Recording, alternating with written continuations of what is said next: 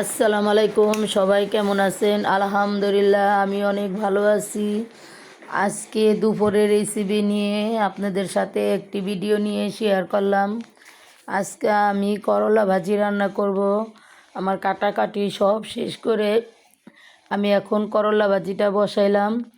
আলু দিয়া বেশি করে করলা ভাজির ভিতরে পেঁয়াজ দিবেন, পেঁয়াজটা বেশি করে দিলে করলা ভাজিটা একটু স্বাদ লাগে। যত পেঁয়াজ দিবেন অতই মজা।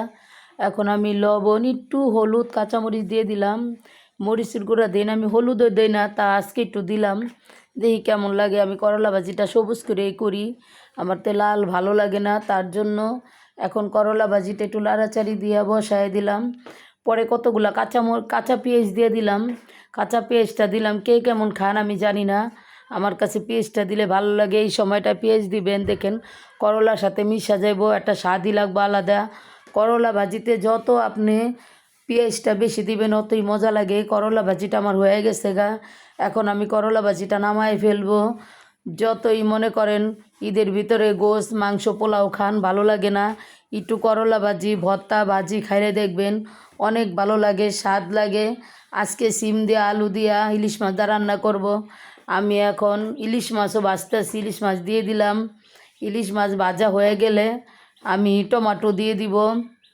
এখন আমি ইলিশ মাছটি একটা একটা করে দিয়ে দিলাম। দিয়া এখন আমি ভালো করে লাল লাল করে ভাজবো। ভাজা আমি সিম দা আলু দা রান্না করব। ইলিশ মাছটাও ভালো লাগে আমারতে, তার জন্য আমি একটু ইলিশ মাছটা বেশি খাই। ইলিশ মাছটা ভাজা হয়ে গেছে, আমি নামায় ফেলছি। দেখেন এখন আমি টমাটোগুলো তেলে ভাজবো, ইলিশ মাছের কড়াইয়ের ভিতরেই ভাজা দিব, একটু ভালো লাগবো। আজকে টমাটোটি আমি ভাজা আমি ভর্তা করব। টমাটোটি ভর্তা করলে খুব মজা লাগে, ভাজা ভর্তা করবেন, দেখেন অনেক স্বাদ লাগে। এখন আর উল্টায় পাল্টায় দেবো, উল্টায় পাল্টায় দিয়ে একটা লাড়া দিয়ে দিব, অনেক সুন্দর কালার। দেখেন হাতের টমাটো, এগুলো হাতে বোনার, এটি কিনা না, হাতের বোনার স্বাদই আলাদা। এইগুলো হাতের, তার জন্য অনেকগুলো টমেটো আনছে। আর আমার টমেটো অনেক ভালো লাগে, তার জন্য আমি অনেকভাবে খাই। টমেটোটা পছন্দ, যতদিন পর্যন্ত টমেটো থাকবো আমি ভর্তা খাবো, ডাল দা খাবো, মাছ দা খাবো, সবজি দা খাবো, সস বানাবো। এখন আমি বেশি করে পেঁয়াজ দিয়া টমেটো ডইলা ভর্তা করতেছি, ভর্তাটা স্বাদই লাগে আলাদা।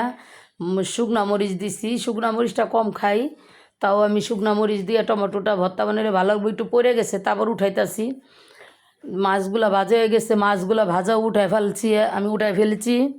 এখন আমি কড়াই বসাই দিলাম, কড়াই বসাই দিয়ে পেঁয়াজ দিয়ে দিলাম। পেঁয়াজ দিয়ে একটা লাড়াচাড়ি দিব, লাড়াচাড়ি দিয়ে পেঁয়াজটা লাল হয়ে গেলে আমি মশলা দিয়ে দিব, হলুদ মরিচ আদা রসুন সবই দিয়ে দিব, লবণ দিয়ে একটা লাড়াচাড়ি দিব। করলা ভাজিতেও আমি আদা রসুন দিছি, ধনিয়া পাতা নাই, তার জন্য। আর ইলিশ মাছে আদা রসুনটা দিবেন না, আদা রসুন দিলে গন্ধ কয়, তার জন্য ইলিশ মাছে আমি আদা রসুনটা দিই না। গুঁড়া মাছে দেওয়া যায়, কিন্তু ইলিশ মাছে দিলে গন্ধ কয়, ইলিশ মাছের স্বাদটা থাকে না।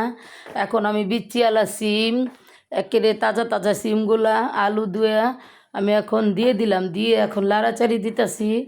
লাড়াচাড়ি দিয়ে কতক্ষণ পরে আমি এখন টমেটো দিয়ে দিব, টমেটো কাঁচামরিচ দিয়ে দিব, দিয়ে লাড়াচাড়ি দিব। লাড়াচাড়ি দিয়ে একের ভালো মতো লাড়াচাড়ি দিয়ে কষায় কতক্ষণ রেখে আমি একটু পানি দিয়ে দিব।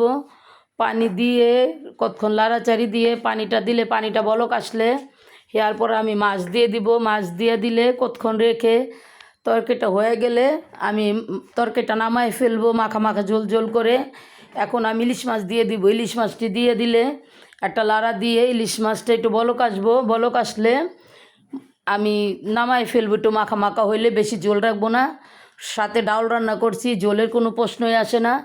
দেখেন এখন একটু মাছটা একটু লাড়া দিতেছি, মাছটা জানি মশলা যায় ভিতরে, যতই ভাজা মাছ হোক ঝোলের মশলাটা জানি একটু যায়, তার জন্য খুরচুন্দা একটু লাড়াচাড়ি দিতেছি মাছটি। মাছটি লাড়াচাড়ি দিয়ে কতক্ষণ বলক আসবো, আমি মাছটি এখন আমি নামাই ফেলবো, ডাল বসাই দিছি। আল্লাহ হাফেজ, সবাই ভালো থাকেন।